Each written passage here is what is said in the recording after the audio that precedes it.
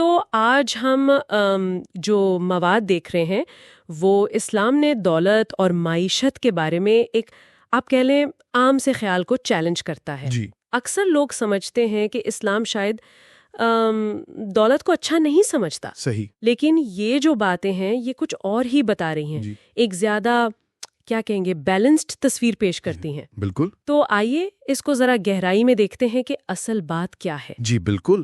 اور یہ سمجھنا بہت ضروری ہے کہ اسلام دیکھیں صرف چند عبادات کا نام نہیں ہے. صحیح. یہ ایک مکمل ضابطۂ حیات ہے. جی. تو ظاہر ہے اس میں معاشی معاملات بھی آتے ہیں. اچھا.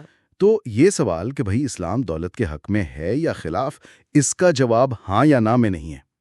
اس میں کافی باریکیاں ہیں. اور یہ باریکی تو قرآن پاک میں بھی نظر آتی ہے نا؟ جی. جیسے سورۃ الکہف میں ہے کہ مال اور اولاد دنیا کی زینت ہے. جی. المال والبنون زینت الحیات الدنیا. لیکن پھر سورۃ التغابن میں فوراً یہ بھی ہے کہ تمہارا مال اور اولاد آزمائش ہیں، فتنہ ہیں. انما اموالکم و اولادکم فتنۃ. بالکل. تو یہ تو بڑا دلچسپ تضاد سا لگتا ہے، زینت بھی اور آزمائش بھی. بالکل. اور یہی توازن، یہی بیلنس ہمیں نبی کریم صلی اللہ علیہ وسلم کی زندگی میں بھی ملتا ہے. اچھا، وہ کیسے؟ دیکھیں، نبوت سے پہلے تو آپ ایک بہت کامیاب تاجر تھے، امانت دار، صادق. جی یہ تو مشہور ہے. اور نبوت کے بعد بھی آپ نے محنت سے حلال کمانے پر بہت زور دیا. وہ حدیث بھی ہے نا؟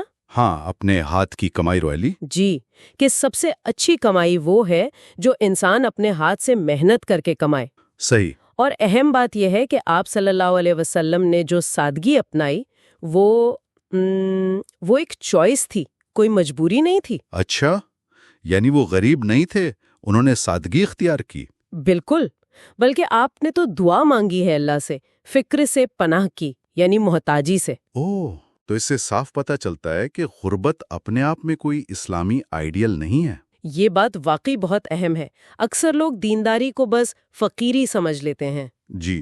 لیکن یہ جو مواد ہے اس میں تو صحابہ کی مثالیں بھی ہیں جو بہت دولت مند تھے. یقیناً. حضرت ابو بکر رضی اللہ تعالی عنہ، حضرت عثمان رضی اللہ تعالی عنہ، حضرت عبد الرحمن بن عوف رضی اللہ تعالی عنہ، یہ سب بڑے بزنس مین تھے اپنے وقت کے. جی ہاں. اور اہم بات یہ ہے کہ انہوں نے وہ دولت استعمال کیسے کی، اسلام کی خدمت میں، لوگوں کی مدد میں. جیسے وہ حضرت عثمان والا واقعہ ہے، قحط کے وقت پورا قافلہ دے دیا تھا. بالکل. اور وہ کنواں بیر روما خرید کے وقف کر دیا. تو اصل مسئلہ دولت کا ہونا نہیں، بلکہ اس کا آنا کہاں سے ہے اور جانا کہاں ہے. ایگزیکٹلی. بالکل. اور اسی لیے اسلام کچھ بنیادی معاشی اصول دیتا ہے. اچھا، وہ کیا ہے؟ سب سے پہلے تو حلال کمائی، یعنی ایمانداری سے، محنت سے، جائز طریقے سے کمانا. ٹھیک. پھر سود یعنی ربا سے مکمل پرہیز. یہ تو بہت سخت حکم ہے. جی، کیونکہ اسلام سمجھتا ہے کہ سود غریب کا استحصال کرتا ہے اور دولت چند ہاتھوں میں جمع کر دیتا ہے. وہ رسک شیئرنگ کی بات کرتا ہے. صحیح. اور پھر سخاوت کا بھی ذکر ہے، زکوٰۃ، صدقات. بالکل. یہ صرف نیکی نہیں، یہ ایک معاشی ٹول بھی ہے. دولت گردش میں رہتی ہے. اچھا. پھر ذخیرہ اندوزی منع ہے، خاص طور پر ضرورت کی چیزیں روک لینا تاکہ قیمت بڑھے. جی، جس کو احتکار کہتے ہیں. صحیح. اور ساتھ میں فضول خرچی اور دکھاوے سے بچنا، اعتدال. تو اگر ان سب چیزوں کو ملا کر دیکھیں، حلال کمائی، سود نہیں، سخاوت، ذخیرہ اندوزی نہیں اور فضول خرچی بھی نہیں، تو ایک تصویر بنتی ہے.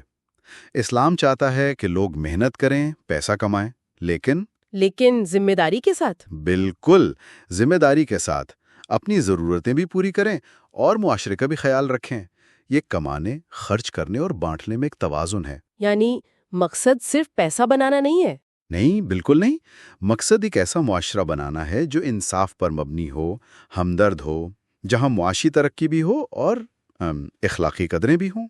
تو خلاصہ یہ ہوا کہ ان باتوں کی روشنی میں اسلام دولت کے بارے میں ایک بہت ہی کیا کہیں عملی اور اخلاقی سوچ دیتا ہے. جی. نہ تو یہ کہتا ہے کہ دنیا چھوڑ دو، فقیر بن جاؤ، نہیں. اور نہ ہی یہ کہتا ہے کہ بس پیسہ ہی سب کچھ ہے. بالکل نہیں.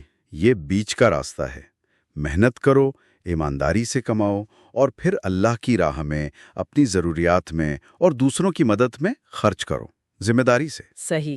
ایک متوازن بیلنسڈ اپروچ. بالکل. اور یہیں سے ایک اہم سوال بھی ذہن میں آتا ہے جس پر شاید سوچنا چاہیے. اچھا، وہ کیا؟ کہ آج کی جو دنیا ہے، اتنی کمپلیکس معیشت ہے، دولت کی تقسیم میں اتنی نابرابری ہے، استحصال کے نئے نئے طریقے ہیں. جی. تو ایسے میں اسلام کا یہ جو متوازن اور اخلاقی نظریہ ہے، جو ذاتی ملکیت کو بھی مانتا ہے اور سماجی انصاف پر بھی زور دیتا ہے، یہ ہمیں اپنے ذاتی مالی فیصلوں کے بارے میں یا اجتماعی معاشی پالیسیوں کے بارے میں کیا سوچنے پر مجبور کرتا ہے. یہ واقعی ایک گہرا سوال ہے. جی، یہ غور طلب بات ہے.